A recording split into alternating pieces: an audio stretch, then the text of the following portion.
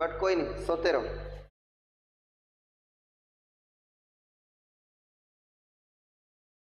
चलो स्टार्ट करते हैं। Application of derivative, application of derivative, जो डेरिवेटिव डिफरेंशिएशन आपने सीखे हैं उसका इस्तेमाल।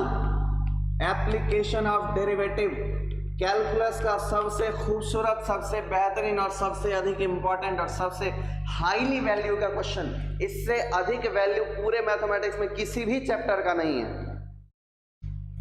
जितने क्वेश्चंस इससे बन सकते हैं उतने क्वेश्चन किसी भी दूसरे चैप्टर से नहीं बनते हैं। देखो जरा इसकी वैल्यू कितनी है, तो सीधा सीधा एक शब्द समझा दूं कि सबसे ज्यादा वैल्यू। जेई मेंस में कितने क्वेश्चन आएंगे जरा देख लिया जाए। 2 क्वेश्चंस डायरेक्ट और पूरे पेपर में से कम 5 to 6 क्वेश्चंस होंगे जो सिर्फ इसके इस्तेमाल से सॉल्व किए जा सकते हैं। यूजुअली ये कोऑर्डिनेट ज्योमेट्री के क्वेश्चंस होंगे। देखना जरा, अगर हमको एप्लीकेशन ऑफ डेरिवेटिव में महारत हासिल हो जाता है तो जरूरत नहीं होता है एलिप्स पढ़ने का, हाइपरबोला पढ़ने का, पैराबोला पढ़ने का, सर्कल पढ़ने का, स्ट्रेट लाइन पढ़ने का, पेयर ऑफ स्ट्रेट लाइन पढ़ने का, पॉइंट पढ़ने का। पूरे के पूरे कोऑर्डिनेट की ईच एंड एवरी क्वेश्चन को ये सॉल्व कर सकता है अगर हमको एप्लीकेशन ऑफ डेरिवेटिव में महारत हासिल है तो।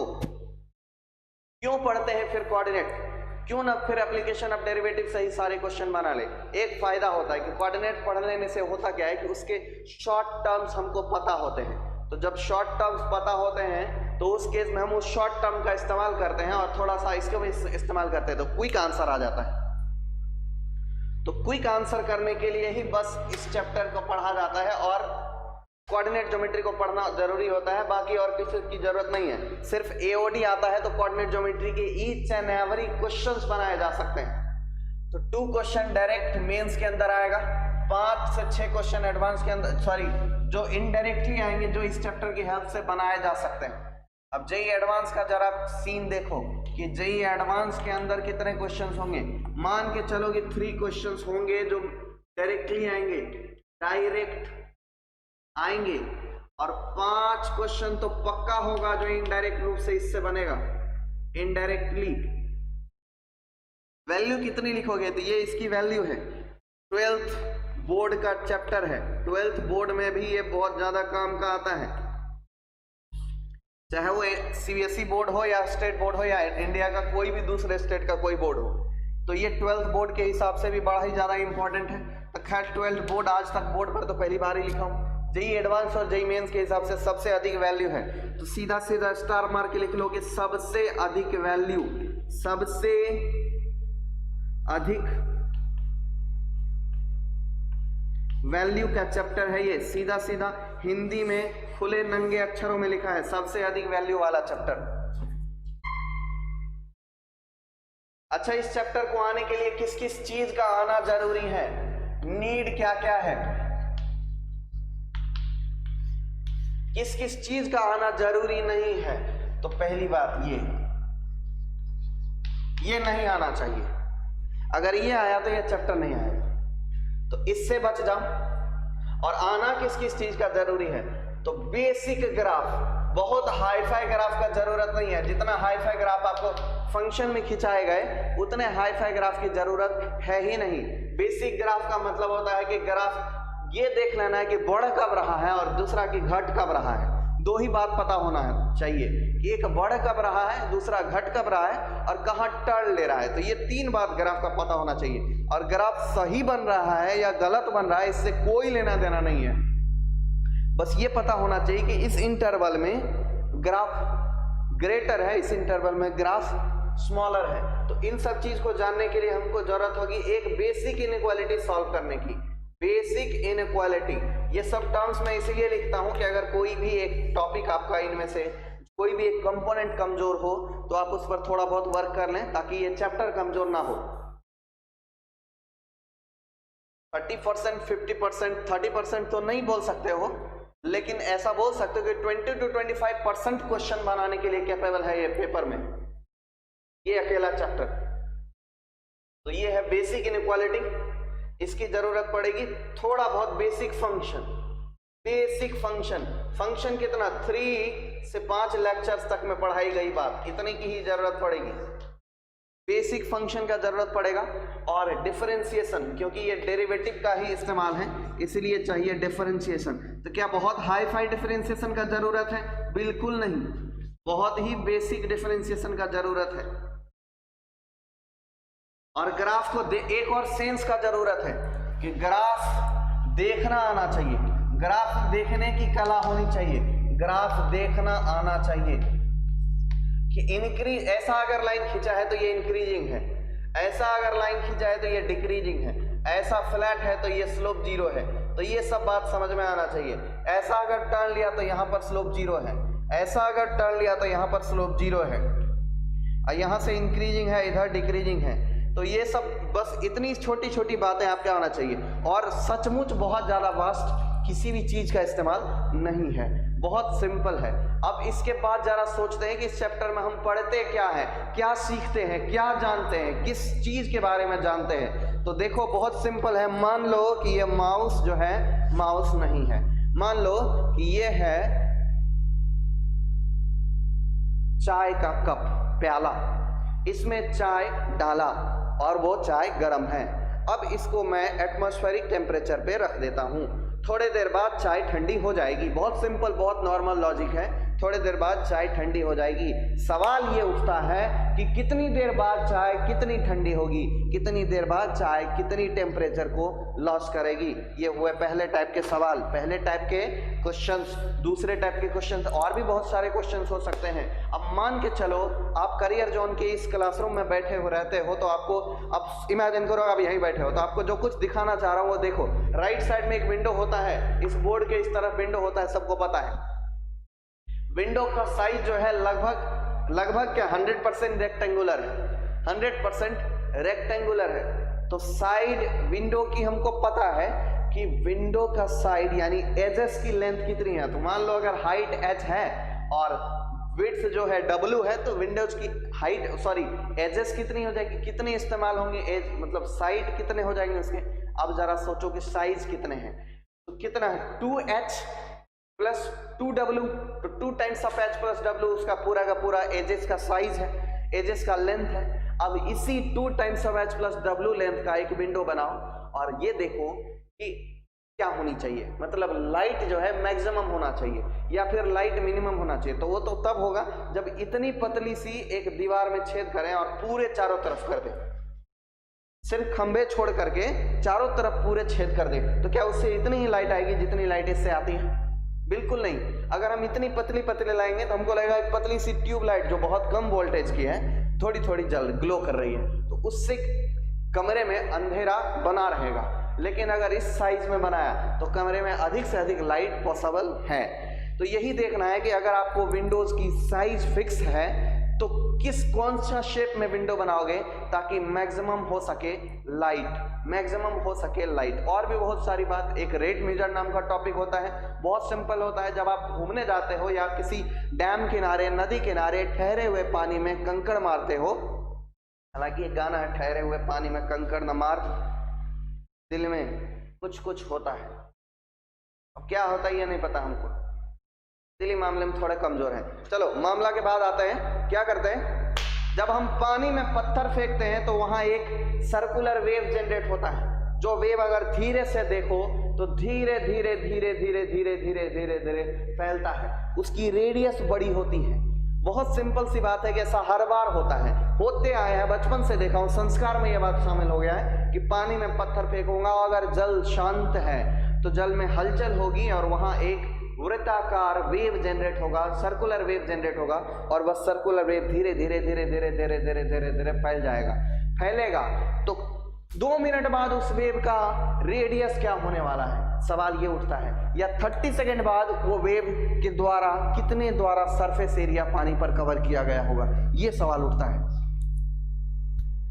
तो ये सब चीज जानने, सीखने, समझने, परखने के लिए हमको इन चैप्टर की जरूरत होती। जीवन में सबसे अधिक प्रैक्टिकल चैप्टर है ये, सबसे अधिक प्रैक्टिकल चैप्टर है ये। अब आप ये भी मेजर कर सकते हैं कि आपकी आइसक्रीम जो हाथ में रखी है वो कितनी देर बाद पिघल जाएगी या कितने देर बाद कितनी पिघलेगी, उसकी डेंसिटी कितनी कम होने वाली है या कितनी ज्यादा होने वाली है अगर वो फ्रीजर में रखा हुआ है तो, और बाहर हाथ में रखा हुआ है तो धीरे धीरे वो पिघलेगी, तो कितने देर बाद कितनी पिघल जाएगी। कभी कभी आइसक्रीम पिघलने के बाद बहुत ही ज्यादा गंदी हो जाती, खाया नहीं जाता है, तो उस सिचुएशन में पहुंचने में आइसक्रीम को कितना समय लगेगा, ये सब चीज परखा जा सकता है इन चैप्टर के इस्तेमाल से। ये सब चीज इस चैप्टर में पढ़ेंगे। तब आपको उम्मीद हो चुकी होगी कि यह चैप्टर बहुत ही ज्यादा मजेदार होने वाला है। बिल्कुल, जी हाँ, इससे ज्यादा मजेदार कुछ भी नहीं है, इससे ज्यादा कंसेप्चुअल कुछ भी नहीं है। इस चैप्टर में हर एक बदलाव को, लगभग दुनियादारी में होने वाले जितने बदलाव हैं, जो एक पैटर्न पे होता होगा कि अच्छा इतने समय में इतना बदला, इतने समय में इतना बदला, इतने समय में इतना बदला, तो उन सब चीजों को मेजर किया जा सकता है। इमोशन में होने वाले बदलाव को मेजरमेंट नहीं कर सकता ये, मन तो बदलते रहता है ना यार, उसमें उसका मेजरमेंट इसके पास नहीं है। बाकी जो फंक्शनल मेजरमेंट है ना, जो तय है कि इतने ऐसा ही होता है हर बार, तो कितने समय में क्या बदलाव आएंगे, ये सब चीज चेंज करना इसके बस का बात है। सॉरी, इसके उस चेंज को मेजर करना इसके बस का बात है।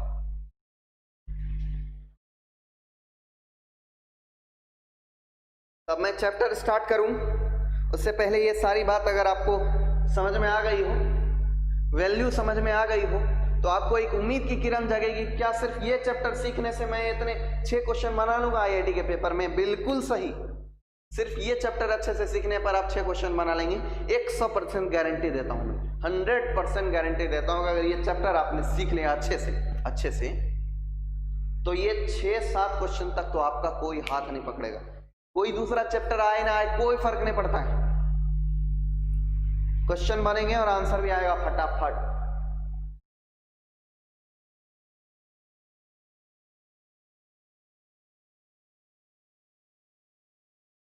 चलो ये बात मिटाते हैं, स्पीच हो गया बहुत ज्यादा। चैप्टर का इंट्रो इतना खतरनाक दिया है।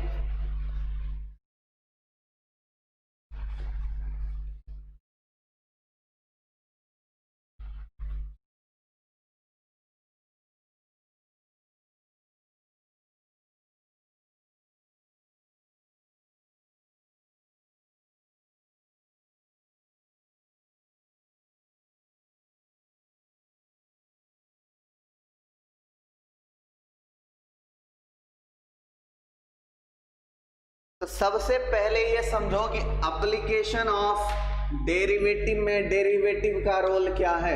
इससे पहले भी ये बात बहुत बार इस्तेमाल करके बताई जा चुकी है, लेकिन आज समय आ चुका है डिटेल में बताने का। डिटेल में समझने के लिए ये देखो,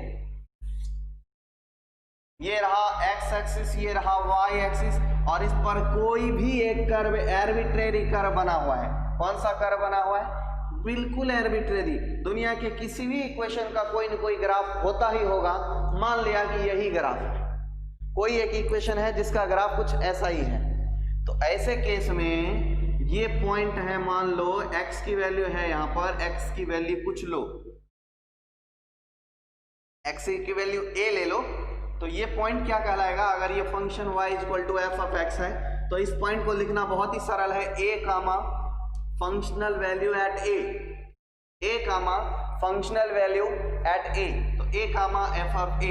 जरा सोचो कि जब हम f prime of a find करेंगे तो इसी पॉइंट पर डाला जाने वाला टेंजेंट का स्लोप प्राप्त होगा। f prime of a find करेंगे तो इसी पॉइंट पर डाला जाने वाला टेंजेंट का स्लोप प्राप्त होगा। देखना ध्यान से, जब मैं f प्राइम ऑफ a करूंगा तो ये वो क्या हो जाएगा? f प्राइम ऑफ a का मतलब ही है इस पॉइंट पर डाले जाने वाले टेंजेंट का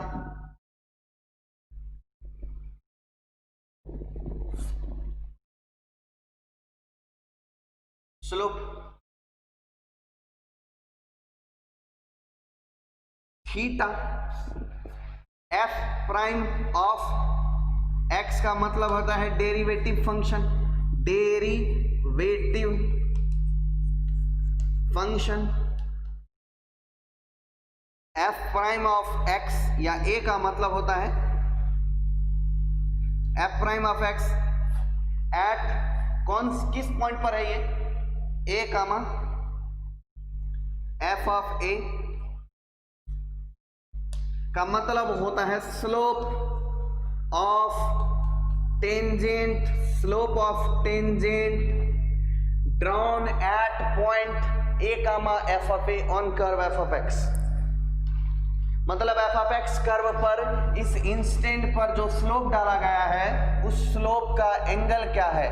मतलब इसका मतलब ये भी है कि वो स्लोप कितना झुका हुआ है। तो क्या जितना स्लोप, जितना ये टेंजेंट झुका हुआ है उतने ही झुकाव के साथ ये कर्व बढ़ रहा होगा। लेकिन अगर थोड़ा राइट चले जाए तो कर्व के बढ़ने की रफ्तार और बढ़ जाएगी, थोड़ा और राइट चला जाए तो कर्व के बढ़ने की रफ्तार और बढ़ जाएगी।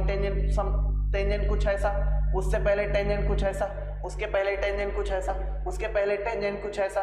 तो नहीं दिख रहा आपको ऐसा ऐसा ऐसा ऐसा ऐसा ऐसा। मतलब जैसे जैसे अपन राइट जा रहे हैं कर्व के बढ़ने की रफ्तार बढ़ती जा रही है। कर्व तो ऊपर जा ही रहा है, साथ में कर्व के बढ़ने की यानी फंक्शन की वैल्यू के बढ़ने की रफ्तार भी बड़ी होती जा रही है।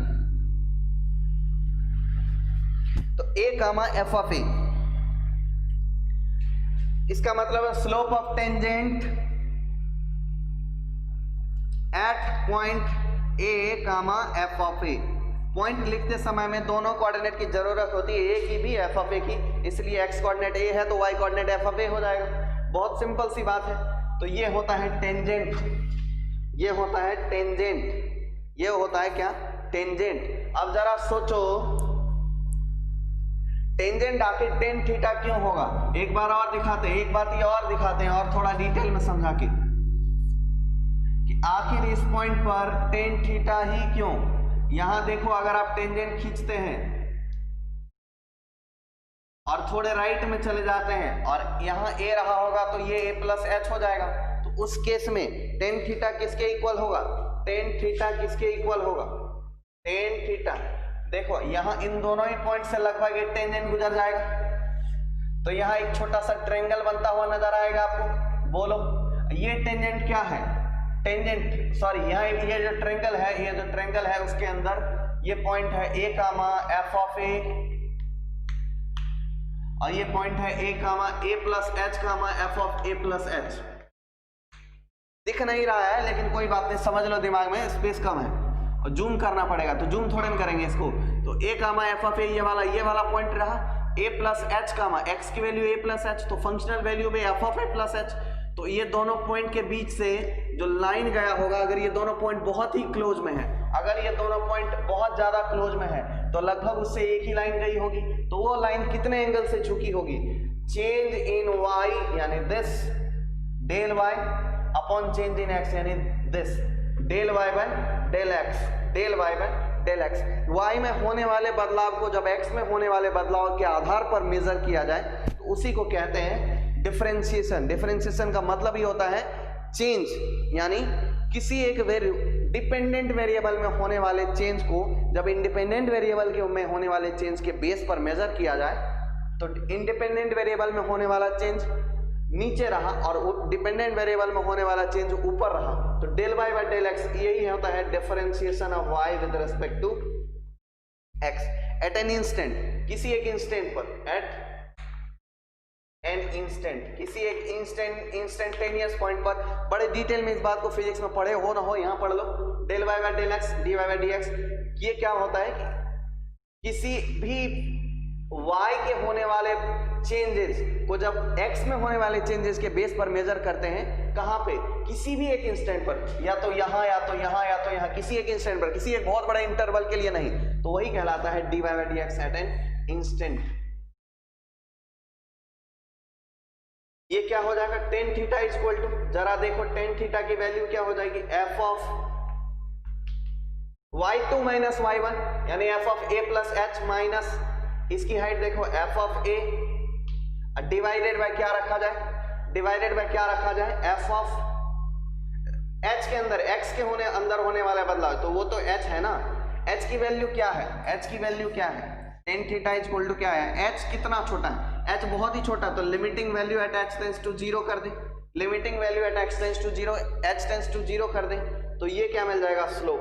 तो डिफरेंशिएशन का ये भी एक फॉर्मूला होता है, f प्राइम ऑफ x का ये भी एक फॉर्मूला होता है, लेकिन इसकी जरूरत कंटिन्यूटी एंड डिफरेंशिएबिलिटी में पड़ती है। इसकी जरूरत कंटिन्यूटी एंड डिफरेंशियबिलिटी में पड़ती है, यहाँ एओडी चैप्टर में इसका जरूरत नहीं है, आपको समझाने के लिए बताया हूं कि F of a plus H minus f of A by H ये भी क्या है, अगर x में थोड़ा बदलाव कर दिया गया तो y2 मिल गया, अब माइनस x में कोई बदलाव नहीं किया था तो y1 मिल गया, तो y2 माइनस y1, तो ये क्या हुआ, change in y upon x में कितना चेंज किया गया है, h का चेंज किया गया, h क्या है, बहुत ही छोटा है, तो change in y upon change in x, यही तो कहलाता है इंस्टेंटेनियस वेलोसिटी या इंस्टेंटेनियस डिफरेंशिएशन। पढ़े होंगे ना फिजिक्स में, किसी एक इंस्टेंट पर कैसे चेंज होता है, बहुत जगह बार बार इस्तेमाल होता है। तो ये रहा डेरिवेटिव का मीनिंग। अब जरा देखो, अब कुछ और बात देखते जाओ। इतनी सी बात अगर मैं मिटाने का परमिशन हो, इतनी सी बात अगर मिटाने का परमिशन हो तो मैं मिटा दूं। जरा स्क्रीनशॉट ले लो। चलो ठीक, स्क्रीनशॉट ले ही लिए होंगे, यानी तो मेरे साथ लिख ही लिए, लिख तो लिए ही होंगे, नहीं लिखे हो तो कोई बात नहीं, झक मारो बैठ करके।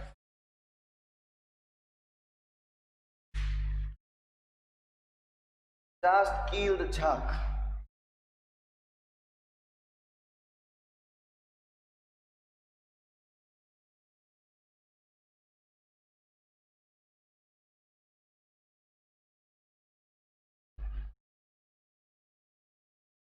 बहुत बेसिक सी बात है। पहला टॉपिक इसका है tangent and normal, tangent and normal. यही देख लेते कि टेंजेंट एंड नॉर्मल क्या होता है। तो मान लो कि कोई भी कर्व रहा, f of x y is equal to f of x एक कर्व है, इस पर कोई एक इंस्टेंट है ए कामा एफ ऑफ ए, कोई एक पॉइंट देख लिया। तो यहीं पर अगर हमको टेंजेंट का इक्वेशन चाहिए तो सबसे पहले तो टेंजेंट के इक्वेशन के लिए दो चीज का होना जरूरी है, टेंजेंट यानी एक स्ट्रेट लाइन, तो स्ट्रेट लाइन के इक्वेशन लिखने के लिए दो बात का होना जरूरी है। पहली बात तो ये जो तू टिकटॉक चलती है तो किस लाइन पे चलेगी, स्ट्रेट लाइन पे चलेगी टिकटॉक, तो मतलब ऐसा होगा टिकटॉक बैन हो गया। तो ऐसा होगा कि स्लोप चाहिए होगा तो टेन थीटा यानी m is equal to tan theta, tan theta की वैल्यू क्या मिलेगी, derivative at dy by dx at a comma जो भी पॉइंट है a comma f of a। तो ये तो इसको सॉल्व करने से अपने को डेरिवेटिव मिल जाएगा और एक पॉइंट गिवन है, एक पॉइंट गिवन है तो इक्वेशन ऑफ स्ट्रेट लाइन तो आसानी से मिल जाएगा।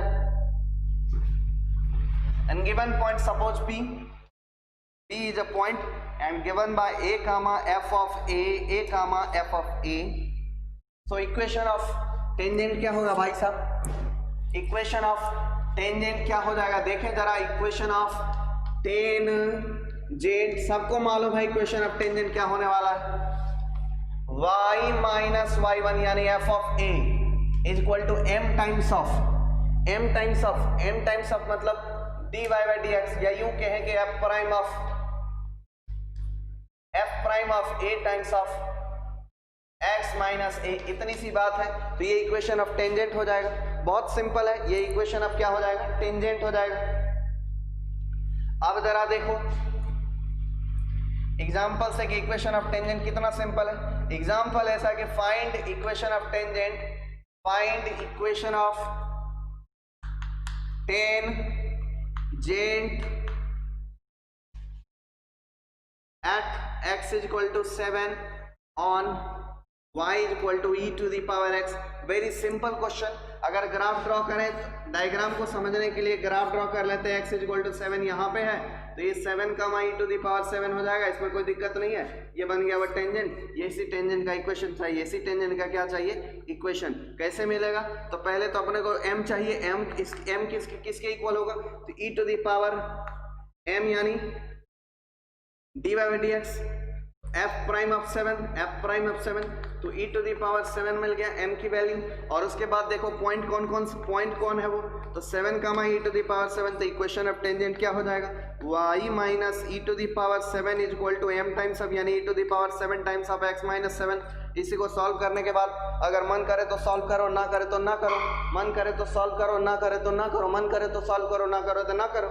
ये जो है आपका इक्वेशन ऑफ टेंजेंट आ गया, तो ये इसका इक्वेशन हो गया, इक्वेशन ऑफ टेंजेंट। एक और एग्जांपल देके दिखाते हैं ताकि और बढ़िया समझ में आ जाए। Example equation of tangent, equation of tangent at x is equal to 10 on y is an expression x minus 2 into x minus 2 into x minus 1 into x minus 2 into x minus 5। Zero रखने पर value negative आ जाएगा, तो graph तो ऐसे ही बना लेंगे हम, 1 पे काटेगा, 2 पे काटेगा, 5 पे काटेगा, तो 10 पे चाहिए हमको। ग्राफ के लिए स्पेस छोटा हो गया, कोई बात नहीं, इसी स्पेस में बढ़ाएंगे, सुइया में सोइन फाड़ेंगे। ये क्या बोला, सुइया में सोइन फाड़ेंगे, इससे आपको कोई लेना देना नहीं है। ये जो बात बोला हूं ना, इससे आपको कोई लेना देना नहीं है, ये आप नहीं समझोगे। हमारे तरफ की कहावत है, हमारे तरफ बोलते हैं ना कि हम बिहारी लोग हैं यार, जहां नारियल ना घुसे, जहां नींबू ना घुसे वहां नारियल घुसेड़ने की प्रतिभा रहती है। तो इतने दूर में ग्राफ तो हम बना ही सकते हैं। एक रूट है 1 और दूसरा रूट है 2 और तीसरा रूट है 5। देखो कितने मजे से बना दिया, और 10 पे ग्राफ बना दिया। तो ये जो कुछ ग्राफ है ऐसा, अरे ऊपर जा, ये 10 पे जो स्लोप होगा तो कितने स्लोप से झुका होगा आखिर ग्राफ, इसी ग्राफ का इक्वेशन चाहिए, इसी इक्वेशन और इसी लाइन का इक्वेशन चाहिए। ये जो टेंजेंट है इस लाइन का इक्वेशन चाहिए। तो पहले तो हमको पॉइंट पता करना पड़ेगा, ये पॉइंट कौन सा है, तो वो पॉइंट P देख लो, पॉइंट कौन सा होगा। x की वैल्यू क्या रखना है 10, y की वैल्यू अपने आप मिल जाएगी 10 माइनस 1, 9 इंटू 8 इंटू 5, नॉट है 72 पंचे, ए रुक जाओ, 9 इंटू 8 72, अब 72 इंटू 5, तो 72 को 10 से डिवाइड कर दो, 10 से क्या कर लो, मल्टीप्लाई कर दो और फिर 2 से डिवाइड कर दो, तो 720 बाई 2, तो 720 बाई 2 क्या, तो 72 बाई 2 36, 360 हो गया, तो ये हो गया 360। तो ये तो पॉइंट मिल गया। अब इसका डेरिवेटिव करना पड़ेगा, तो डिफरेंशिएशन करना पड़ेगा, तो आपको f प्राइम ऑफ x, पहले तो f ऑफ x लिखना पड़ेगा। f ऑफ x क्या होता है, 3 का डिफरेंशिएशन कैसे करोगे, x क्यूब। अब क्या लिखते हैं, sum of root minus sum of root plus sum of root taking 2 at a time, sum of product of roots taking 2 at a time minus product of root. तो या तो उस तरीके से बना लो क्यूबिक का यूज करते हुए, या फिर आप इसको नॉर्मली प्रोडक्ट कर लो, डिफरेंशिएट कर लो और फिर x की वैल्यू ये रख दो, 10 रख दो, डेरिवेटिव मिल जाएगा। तो बहुत सिंपल होगा। इतना सा काम तो आप खुद कर सकते हैं, मेरे पास स्पेस नहीं है, मैं नहीं करूंगा, और मुझे कैलकुलेशन करने में भी मजा नहीं आ रहा है। कैलकुलेशन कौन करते बैठेगा, हट बुड़बक वाला काम है वो।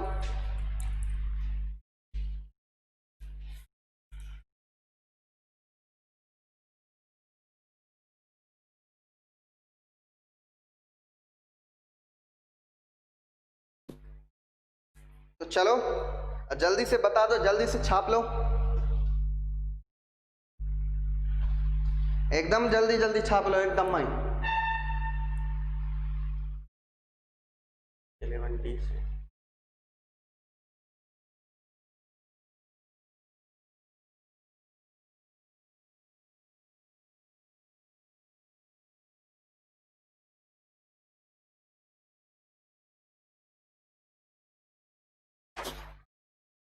मार लो छापा।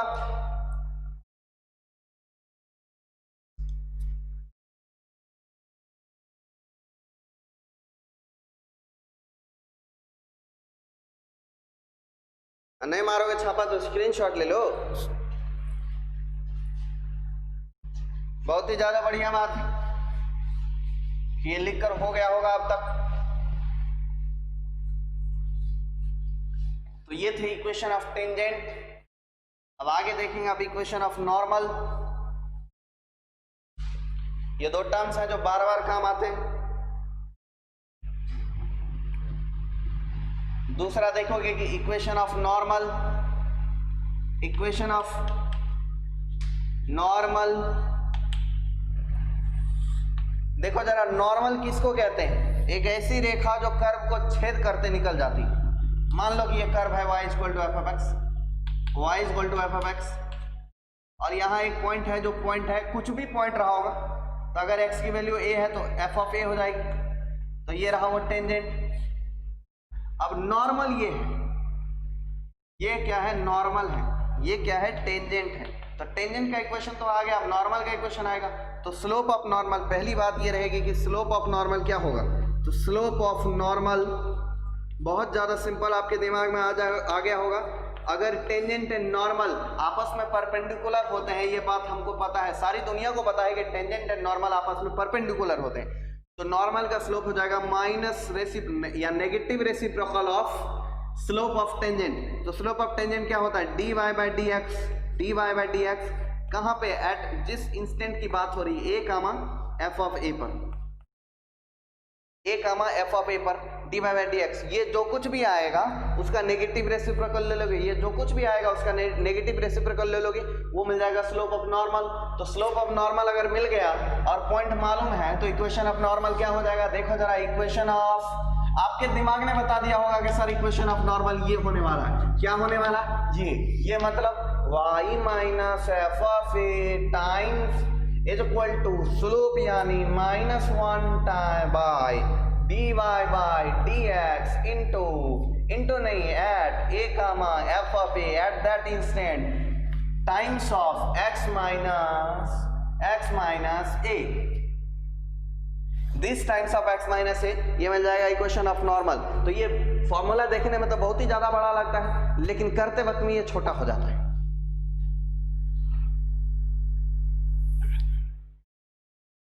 तो एग्जाम्पल दिखाते हैं। Equation of normal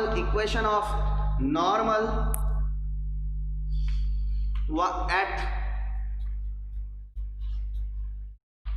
x is equal to n pi, x is equal to n pi on y is equal to sin x, y is equal to sin x के ग्राफ पर x is equal to n pi पर equation of normal बताना है।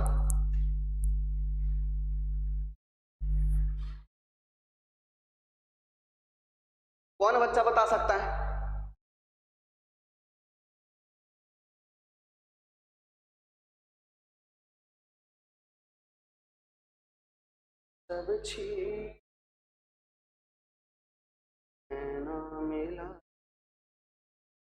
अच्छा नहीं, ऐसे ऐसे गाना गाते हैं हम और आप लोग रिकॉर्ड कर लेते हैं, फिर आपको हमको भेज दो, हमको सुन के अच्छा लगता है।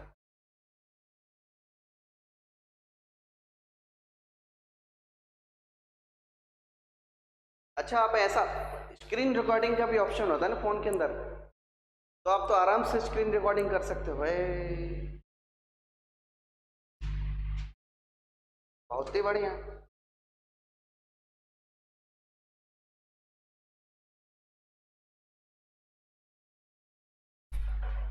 क्वेश्चन का आंसर बताना जरा। साइन एक्स पर y equal to x equal to n pi point पर इक्वेशन ऑफ नॉर्मल्स क्या होंगे?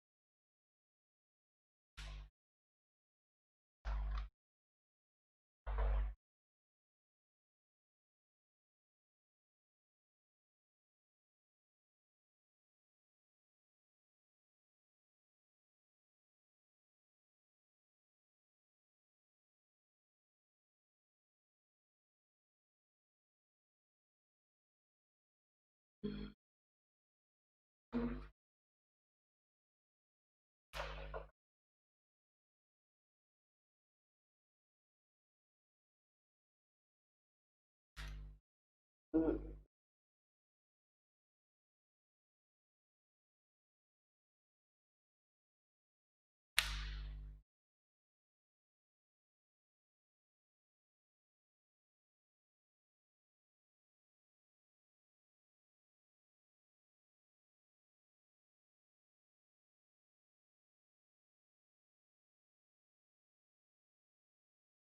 अरे यार आंसर बोलो, answer. x is equal to a, गलत बात, सत्यम गलत आंसर।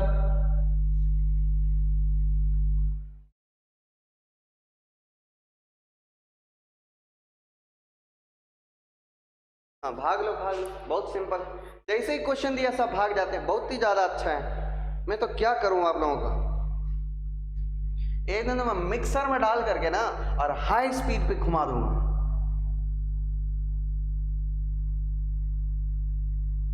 ग्राइंडर में मिला दूंगा आपको मैं, ऊपर से दूध डाल करके जूस बना के फेंक भी दूंगा।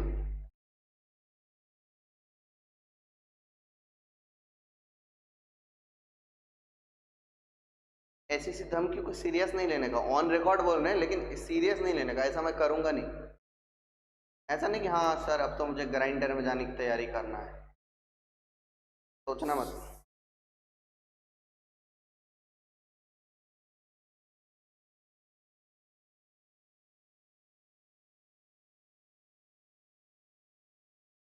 धीरज, y minus sine n pi equal to minus sec n pi into x minus n pi. हे भगवान,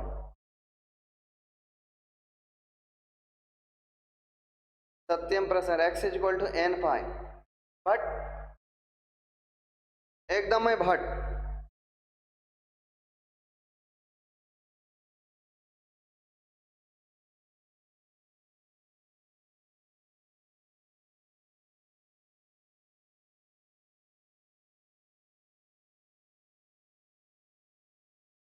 Mridula y minus sine a का वैल्यू दिया पड़ा है बाबरी, एन पाई है।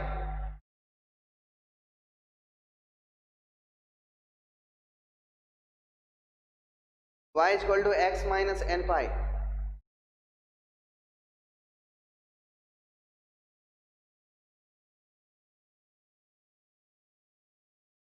n क्या है विभूति, n लिखो, n लिखो क्या है यहाँ पे। n एक इंटीजर है लेकिन आपके आंसर में क्या है, अच्छा क्वेश्चन में ही दिया पड़ा है n एक integer, n belongs to integer. विभूति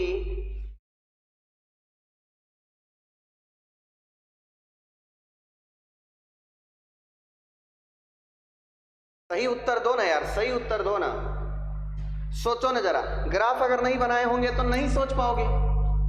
मैंने बताया हूं आप लोगों को पिछले एक साल से कि अगर, और वैसे भी कैलकुलस में अगर आप किसी भी क्वेश्चन या किसी भी चैप्टर को सॉल्व करते समय ग्राफ नहीं बनाते हैं तो आईआईटी आपको दूर से बोलेगा भाट, ग्राफ खींचने नहीं आता तुमको, हमारे यहाँ एंट्री नहीं होगी।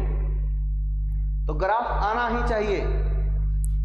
अगर आप ग्राफ नहीं बनाते हैं तो क्वेश्चन बनाने का कोई मतलब नहीं, फिर आप आंसर निकालने की मशीन हो जो कैलकुलेटर है। साइन एक्स का ग्राफ बना लेते हैं जरा। साइन एक्स का ग्राफ बना लेते हैं। हमको टेंजेंट चाहिए तो यहाँ पे स्लोप +1 होता है, ये है वो टेंजेंट, ये है वो टेंजेंट, ये है वो टेंजेंट जो y इक्वल टू एक्स के पैरेलल है। ये सारे के सारे tangent y equal to x के पैरेलल है।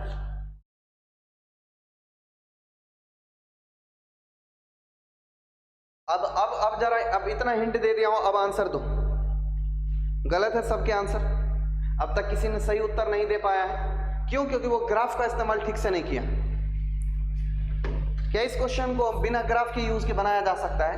हाँ, बट लेकिन वो इतना ज्यादा क्रिटिकल होगा कि सोचने में गड़बड़ हो ही जाएगी। ग्राफ के इस्तेमाल से ये क्वेश्चन बहुत आसान हो जाएगा, समझना भी बहुत आसान हो जाएगा, बनाना भी बहुत आसान हो जाएगा अगर ग्राफ को थोड़ा कंसंट्रेशन से देखें तो।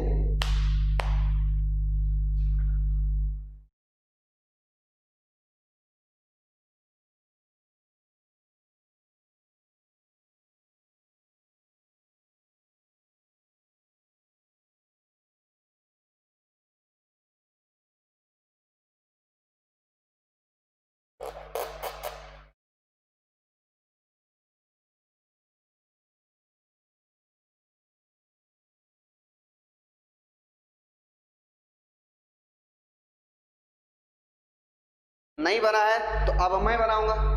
अब जरा मैं बना के दिखाता हूं कि कैसे बन जाएगा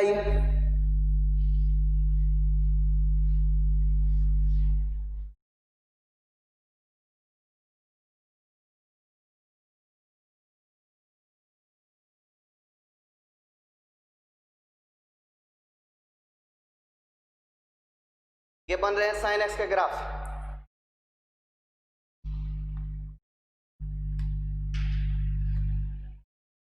देखो जरा, जैसे जैसे x की वैल्यू 0 है तो वहां पर ग्राफ क्या होगी, 1 सॉरी x, फिर x इक्वल टू 2 पाई पर x minus 2 pi, x equal to 4 pi पर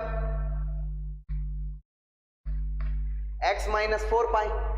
यहां पर ग्राफ ऐसी बन जाएगी। इस लाइन का इक्वेशन क्या, देखो जरा, इस लाइन का इक्वेशन है y इक्वल टू x, इस लाइन का इक्वेशन है y equal to x minus 2 pi, इस लाइन का इक्वेशन है y equal to x minus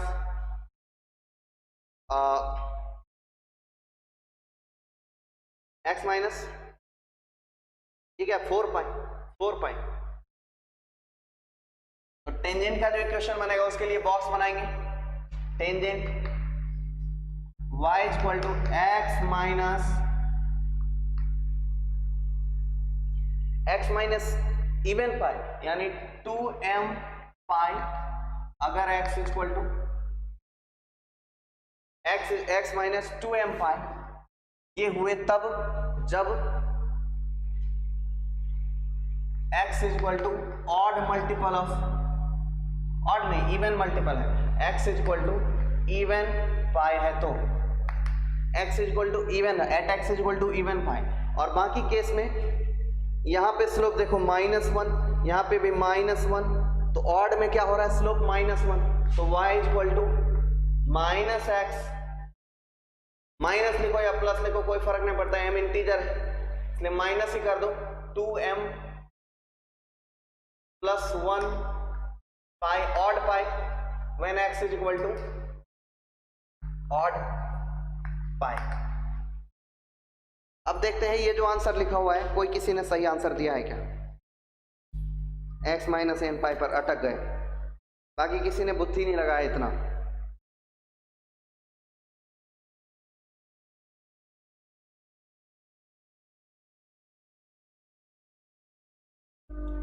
देखो बुद्धि नहीं लगाए तो एक बार और देखो, समझो, x इक्वल टू 0 पर y इक्वल टू x, फिर 2 पाई पर x माइनस 2 पाई, फिर 4 पाई पर x माइनस 4 पाई, तो कुल मिला के क्या देख रहे हैं कि इवन पाई पर x माइनस इवन पाई हो रहा है। इक्वेशन क्या आ रहा है, इवन पाई पर x माइनस इवन पाई, तो y equal to x minus even pi को 2m पाई लिख सकते हैं, जहां पर x की वैल्यू क्या है, इवन पाई है। तो यानी सीधा सीधा लिख सकते थे x equal to y equal to x minus even pi when x equal to even pi. x equal to even pi के केस में x माइनस इवन पाई हो जाएगा। अच्छा देखो, और जब x की वैल्यू ऑड पाई है, ऑड पाई के केस में हर एक ऑड पाई पर sin x का डेरिवेटिव का वैल्यू -1 आएगा। पाई पर देख लो -1 आएगा, फिर 3 पाई पर देख लो -1 आएगा, फिर 5 पाई पर देख लो -1 आएगा। तो उस केस में इक्वेशन क्या बन जाएगा, स्लोप हो जाएगा टेंजेंट का -1, तो y equal to minus x plus minus something. तो कभी एक ग्राफ अपर शिफ्ट हो रहा है, कभी डाउन शिफ्ट होगा। अगर यहां से बनाएंगे तो ग्राफ तो अपर शिफ्ट हो जाएगा ना, ऊपर चला जाएगा। तो कितना ऊपर जाएगा, तो 2 पाई, तो यहाँ प्लस माइनस दोनों लगा देते हैं, हालांकि माइनस भी सही था लेकिन प्लस माइनस लगा देंगे तो और ज्यादा उचित हो जाएगा। तो जब x equal to even pi होगा तो x माइनस इवन पाई, और जब x equal to odd pi होगा तो तब minus x plus minus even pi. देख लो जरा, x इक्वल टू पाई पर स्लोप बन जाएगा -1, तो इक्वेशन क्या रहेगा इसका, माइनस एक्स प्लस पाई, इसका इक्वेशन माइनस एक्स प्लस 2 पाई, इसका इक्वेशन माइनस एक्स प्लस 5 पाई, सॉरी 2 पाई नहीं है, माइनस एक्स प्लस 3 पाई, इसका इक्वेशन माइनस एक्स प्लस 5 पाई। मतलब कुल मिला के क्या देख रहे हैं, व्हेन एक्स का स्लोप माइनस लग रहा है यानी नेगेटिव स्लोप आ रहा है, तो उस केस में बन रहा है माइनस एक्स प्लस ऑड पाई, जब एक्स की वैल्यू ऑड पाई है। और जब कभी एक्स की वैल्यू इवन पाई है तब इक्वेशन बन रहा है एक्स माइनस इवन पाई, या फिर चूंकि n negative integer positive integer दोनों है इसलिए ये नेगेटिव एंड पॉजिटिव दोनों होगा, तो यहां पर माइनस लगा देते तो वो भी सही होता है, प्लस लगा देते तो भी सही होता है, प्लस माइनस लगा दिए तो भी सही है।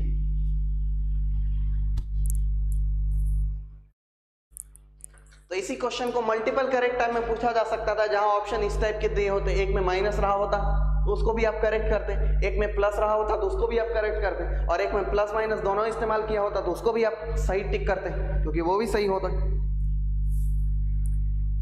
तो ये है कंसेप्ट का खेल। कंसेप्ट का खेल नहीं है, ब्रेन का खेल है। कंसेप्ट तो बहुत ही सिंपल लगा है, ब्रेन लगा है थोड़ा ठीक।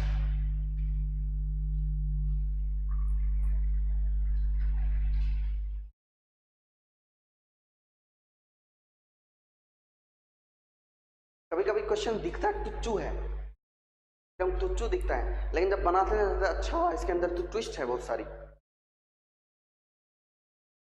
बनाते समय हम पता चलता है कि ट्विस्ट से भरा हुआ है। अब ये बता दो मुझे कि कितना समझा, समझ में आ गया है तो कितना समझ में आ गया, नहीं समझ में आया तो मैं थोड़ा पूरे बोर्ड पर एक बार और अच्छे से बताऊंगा, क्योंकि बना आप में से किसी एक से भी नहीं है क्वेश्चन सही सही। अगेन मुझे हमको यकीन है कि इसमें से 1 2 4 5 बच्चा ऐसा होगा, 2% 4% बच्चा ऐसा होगा जिसने इस तरीके से कंसेप्ट को सोचा होगा कि अच्छा ऐसे भी हो सकता है। बाकी लोग तो बहुत सिंपली सोच रहे होंगे। 93-94% बच्चे होंगे जिसका कंसेप्ट का सोचने या फिर सॉल्यूशन सोचने का वे इससे मैच ही नहीं कर रहा होगा, उसका वे ही अलग होगा। अच्छा वो सोच रहा होगा अभी हम तो कुछ और ही सोच रहे थे सर, पता ही नहीं था कि ऐसा होगा। आधा रंग डाले पूरा समझा, बढ़िया बात है। दिक्कत रह गया हो तो कह दो, तो कह दोगे तो एक बार फिर से बना दूंगा और ज्यादा बढ़िया से समझा दूंगा। अब बात सिर्फ समझने भर से नहीं है, ऐसा भी अपने दिमाग को भी ट्रेन करना है कि कुछ डिटेल में सोचने की आदत पड़े, बढ़िया से समझने की आदत पड़े, देखने की आदत पड़े कि अच्छा बिहेव कैसे हो रहा है।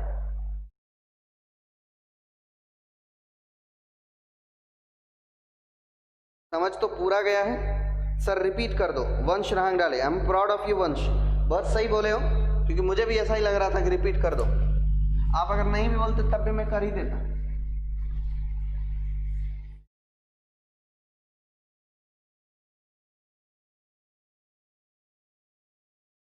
मान लो कुछ बच्चे समझ में, कुछ बच्चों को ठीक है समझ में आ भी गया होगा, लेकिन बाकी बच्चों के लिए तो उड़ जाएगा ये बात।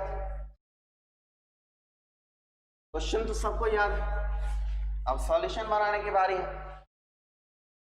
बोर्ड बड़ा सा इस्तेमाल करते हैं और ज्यादा बढ़िया से समझते हैं।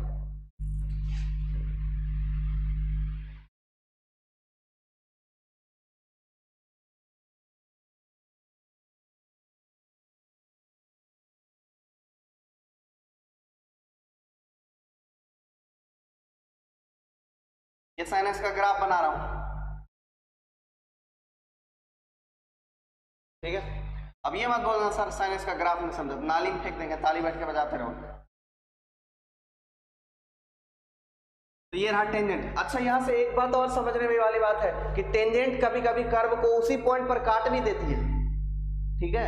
ऐसा आज तक आपने सीखा होगा कि टेंजेंट कर्व को छूती है, काटती नहीं है, गलत।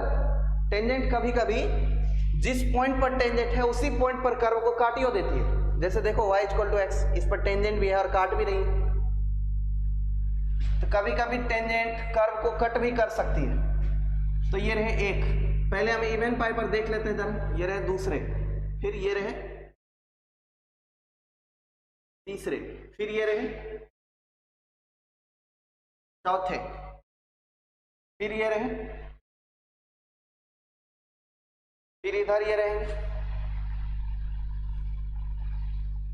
इन सब का ग्राफ देखो, टेंजेंट जो है वो इक्वल हो जाएगा किसके, y = स्लोप क्या है सारे के सारे ग्राफ का x।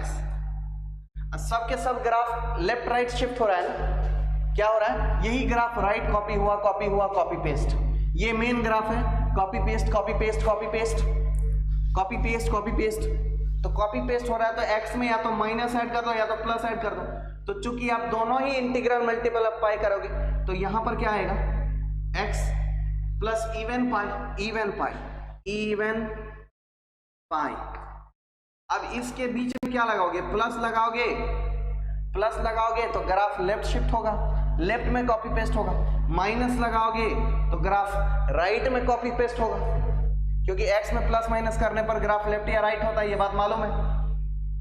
अब देखो कि अगर सिर्फ प्लस लगाए तो सिर्फ प्लस लगाएंगे तो जो इवन पाई है तो वो इवन नेगेटिव भी हो सकता है, तो उस केस में ये लेफ्ट शिफ्ट हो जाएंगे, या फिर पॉजिटिव भी हो सकता है तो उस केस में ये राइट शिफ्ट हो जाएंगे। या फिर जब हम प्लस साइन यूज करेंगे तो जब इवन नेगेटिव होगा तब ग्राफ राइट शिफ्ट होगा, और जब इवन पॉजिटिव होगा तब ग्राफ लेफ्ट शिफ्ट होगा।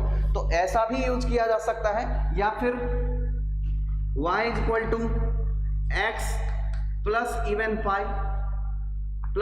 पाई भी यूज किया जा सकता है, या फिर y equal to x minus even pi भी यूज किया जा सकता है।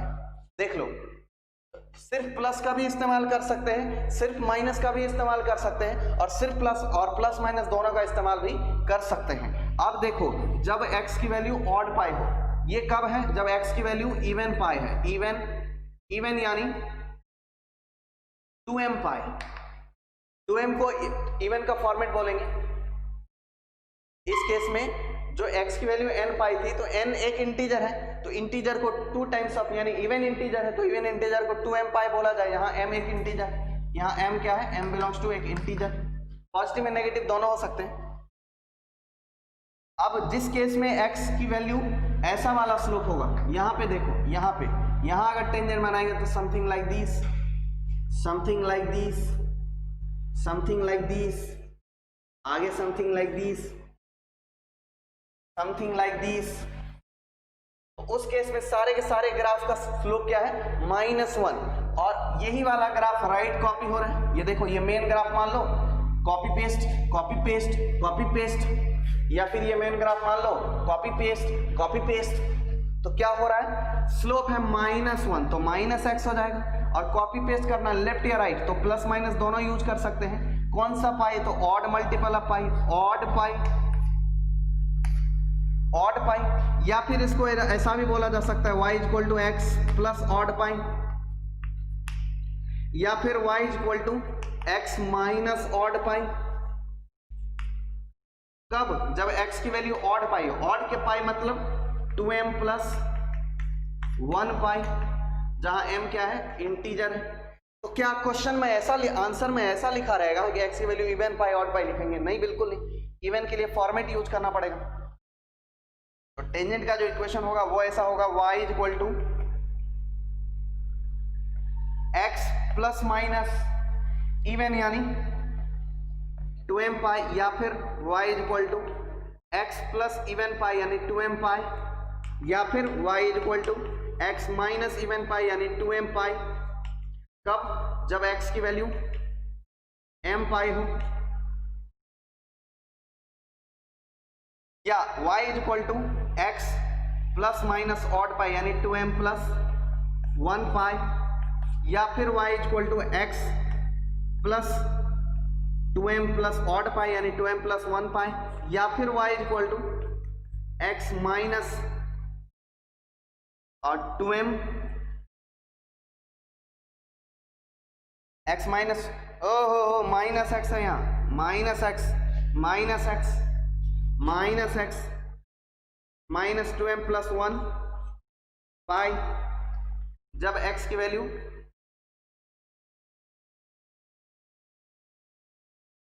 इस केस में इवन पाई हो और इस केस में ऑड पाई हो, यानी 2m प्लस 1 पाई हो। अब देखो, इससे इन सब में प्लस माइनस, जहां पे कहीं भी अलजेब्रिक साइन लगा है प्लस या माइनस, उस केस में आप प्लस या माइनस दोनों लगा सकते हैं। यहाँ प्लस माइनस रहने पर भी बात सही रहेगी, यहाँ पर भी सिर्फ प्लस रखने पर भी बात सही हो जाएगी, सिर्फ माइनस रखने पर भी बात सही हो जाएगी, क्योंकि ग्राफ लेफ्ट भी जा रहा है राइट भी जा रहा है। तो प्लस और माइनस का तो काम यही है कि लेफ्ट शिफ्ट करना या राइट शिफ्ट करना। तो जब दोनों हो रहे हैं तो दोनों आएंगे। तो ओनली प्लस भी सफिशिएंट, ओनली प्लस भी सफिशिएंट होगा। क्यों? क्योंकि 2m, m की वैल्यू यहाँ नेगेटिव भी हो सकती है, तब के इस केस में यहाँ माइनस का रोल प्ले करेगा, और ओनली माइनस भी सफिशिएंट होगा। क्यों? जब m की वैल्यू पॉजिटिव हो जाएगी तब तो ये माइनस वाला रोल प्ले करेगा, और जब m की वैल्यू नेगेटिव होगी तब ये प्लस वाला रोल प्ले करेगा। तो सिर्फ माइनस भी सफिशिएंट है, सिर्फ प्लस भी सफिशिएंट है, मतलब सिर्फ माइनस का यूज करना भी सही है, सिर्फ प्लस का यूज करना भी सही है, प्लस माइनस का यूज करना भी सही है। वैसे ही इधर भी, तो यहाँ पर जैसे ऑड के लिए हमने 2m+1 यूज किया, तो ऑड का एक और फॉर्मेट होता है 2m-1, तो यहाँ पर -1 भी यूज करना पॉसिबल था, तो यहाँ पर भी -1 यूज करना पॉसिबल था, यहाँ पर भी -1 यूज करना पॉसिबल था, तो यहाँ पर +1 के बाद +1 के साथ साथ -1 भी यूज करना पॉसिबल था।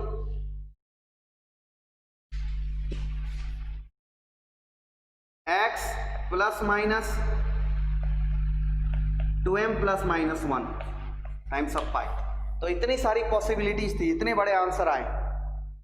ये सब टेंजेंट्स के इक्वेशन है। इतने सारे इक्वेशंस क्यों आए टेंजेंट की? क्योंकि टेंजेंट यूनिक नहीं है। क्यों यूनिक नहीं है? क्योंकि x की वैल्यू n पाई है, यानी इनपुट्स यूनिक नहीं है। तो x की वैल्यू जो है वो सभी इंटीग्रल मल्टीपल ऑफ पाई है, तो सारे इंटीग्रल मल्टीपल ऑफ पाई पर अलग अलग टेंजेंट आएंगे।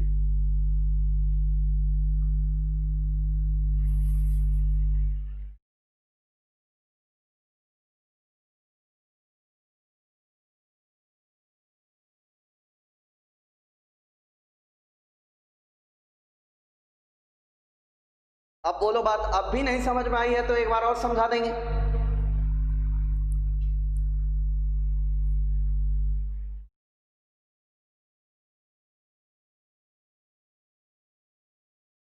अब वो अगर बात समझ में नहीं आया हुआ तो एक बार और समझा देंगे। देखो यहाँ पर मल्टीपल करेक्ट टाइप क्वेश्चंस में तो 4 ही ऑप्शन देने होते हैं, लेकिन यहाँ तो टोटल पॉसिबिलिटी सही ऑप्शन कितने हो सकते हैं? एक बार यहाँ साइन बदल लो, 2 2 4 2 6, तो कुल मिला के 8 ऑप्शन हो सकते हैं।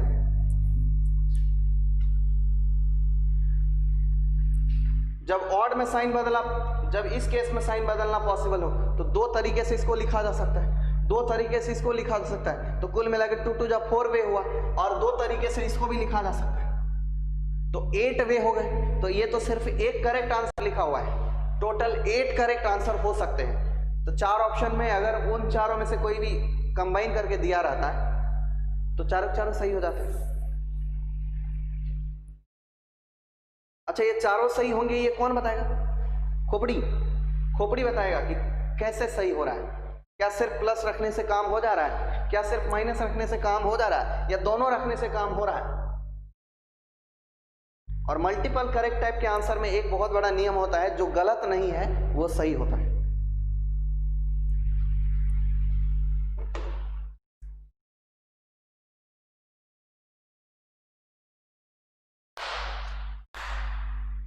हालांकि इसमें तो कोई गलत नहीं है और पूरे सही है। टोटल 8 ऑप्शंस बनाए जा सकते थे जो सही उत्तर हो सकते थे, 8 ऑप्शंस।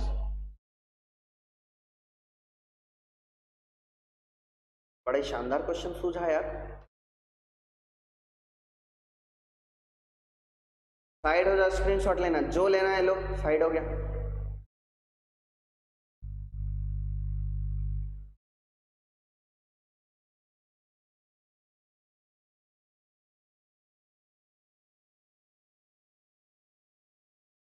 जब मैं एक क्वेश्चन ऐसे दिमाग में क्लिक हुआ था, ऐसे यूजुअल एग्जांपल की तरह लिख रहा था इसको,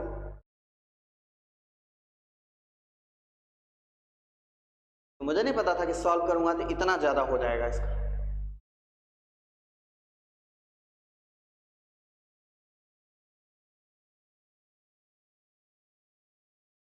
अच्छा, हमें नॉर्मल चाहिए था क्या? तो क्वेश्चन में बदलाव कर लो।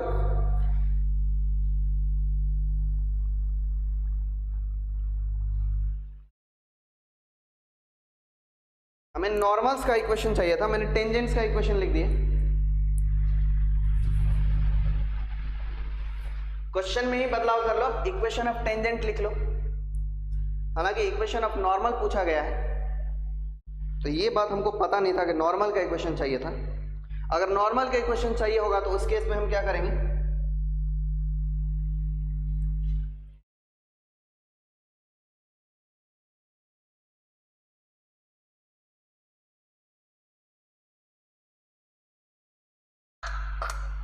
सिर्फ यहां पे साइन बदल लेंगे, ये माइनस हो जाएगा और ये प्लस हो जाएगा, काम खत्म। सिर्फ स्लोप में साइन बदलना है, ये माइनस हो जाएगा, ये प्लस हो जाएगा। दोनों का आंसर एक साथ लिख देता हूं, टेंजेंट नॉर्मल, ठीक है। तो टेंजेंट के लिए ये प्लस साइन यूज करना है और नॉर्मल के लिए माइनस। टेंजेंट के लिए माइनस साइन यूज करना है यहाँ, और नॉर्मल के लिए प्लस साइन बदलना है। तो वैसे ही ये प्लस माइनस हो जाएंगे और ये माइनस प्लस हो जाएंगे। टेंजेंट एंड नॉर्मल दोनों का इक्वेशन लिखा हुआ है, बाकी सब एकदम कहानी सेम रहेगा। जो स्ट्रेट लाइन का जो इंटरसेप्ट है उसमें कोई बदलाव नहीं आएंगे, सिर्फ स्लोप में बदलाव आएंगे। टेंजेंट का स्लोप नॉर्मल का हो जाएगा, नॉर्मल का स्लोप टेंजेंट का हो जाएगा, यानी +1 का -1, -1 का +1। तो अगर आप पहला वाला साइन यूज करोगे तो आपको टेंजेंट्स के इक्वेशन मिल जाएंगे, दूसरा वाला साइन यूज करोगे तो आपको नॉर्मल्स के इक्वेशन मिल जाएंगे।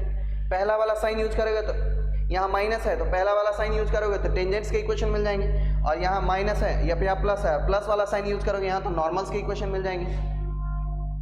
देख लेते हैं एक बार चेक करके। नॉर्मल का इक्वेशन निकालना है, x इक्वल टू किसी ऑड पाई पर, सपोज 1 पाई पर, तो इसके हिसाब से इक्वेशन क्या आएगा, x प्लस पाई या फिर x माइनस पाई। तो हमको अगर पाई पर चाहिए तो नॉर्मल्स का इक्वेशन देखना जरा, तो x इक्वल टू n पाई पर, तो ये रहा,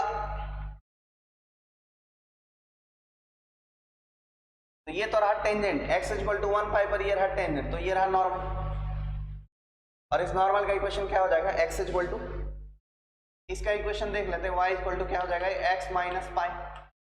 देखते हैं जरा नॉर्मल का इक्वेशन, या नॉर्मल का इक्वेशन इसका यूज करने से आता है क्या, x तो प्लस यूज करेंगे तो प्लस x, माइनस पाई या प्लस पाई दोनों आ जाएगा। तो बिल्कुल सही है, जो ये किए हैं बिल्कुल सही है।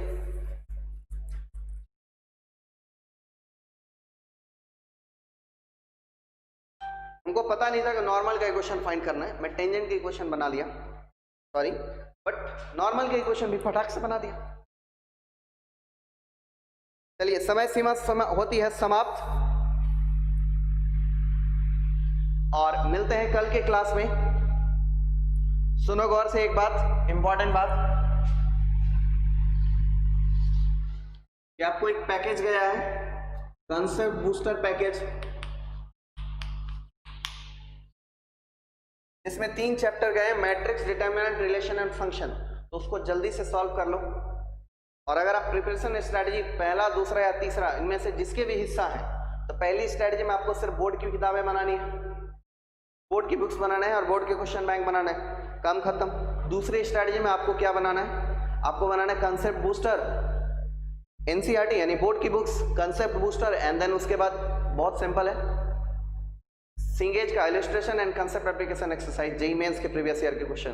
तो दूसरी स्ट्रैटेजी में आपको इतनी सी चीजें बनानी है, यानी 41 ईयर्स बनाना है। और तीसरी स्ट्रैटेजी में आपको बनानी है बहुत सारी बातें। तीसरी स्ट्रैटेजी में आपको बोर्ड बनानी है, आपको कंसेप्ट बूस्टर बनाना है, आपको सिंगेज पूरा सॉल्व करना है, पूरा एक्सरसाइज, सिंगल, मल्टीपल, सारे इंटीजर, फिंटीजर, जितने passage type, matrix type, match type, assertion, reason, वजन, सब के सब, न्यूमेरिकल, ग्रीड, सारे मैट्रिक्स, मैच टाइप एंड वगैरह वगैरह। तो पूरे सिंगेज बनाने हैं, ये तीसरी स्ट्रैटेजी है। और उसके बाद 41 ईयर्स बनाना है, और इतना बनाने के बाद किसी एडिशनल बुक के और बढ़ना है तो ठीक है।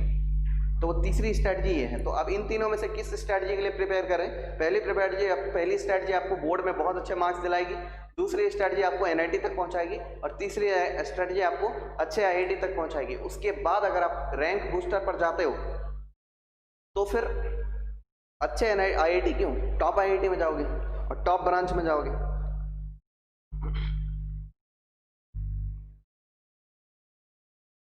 विभूति को नहीं मिला, ऐसे कैसे नहीं मिला होगा? व्हाट्सएप चेक करो, जासर की तरफ से आया, ग्रुप में कभी जाते तो नहीं, बकवास करते रहते हो। सारे बच्चों को मिल गया, आपको क्यों नहीं मिला? ये 3 टाइप के पैकेज मिल गए, मैट्रिक्स, डिटरमिनेंट एंड फंक्शन के, मैट्रिक्स, डिटरमिनेंट और फंक्शन के ये कंसेप्ट बूस्टर पैकेज सबको PDF फॉर्मेट में सबमिट कर दिया गया है। मुर्दुला नहीं आया सर, ठीक है रास्ते में होगा, आपका घर दूर है थोड़ा सा यहाँ से आमगो में, तो पीडीएफ को जाने में थोड़ा समय लगता, पैदल जा रहा है।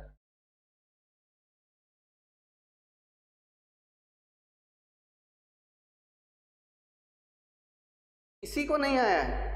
अगर नहीं आया तो ठीक है, हम चेक कर लेते हैं कि क्यों नहीं आया। व्हाट्सएप पे वैसे मैंने भेजा था सबको। एक बारी मैं लाइव चलती क्लास में क्यों ना चेक कर लूं कि भेजा गया है।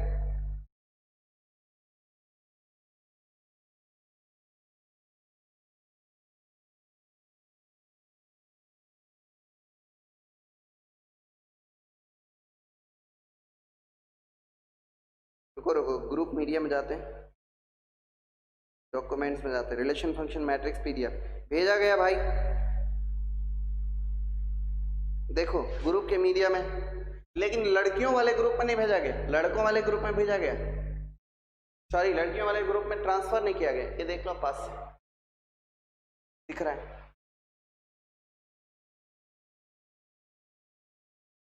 अच्छा नहीं दिख रहा होगा तो आप देखो,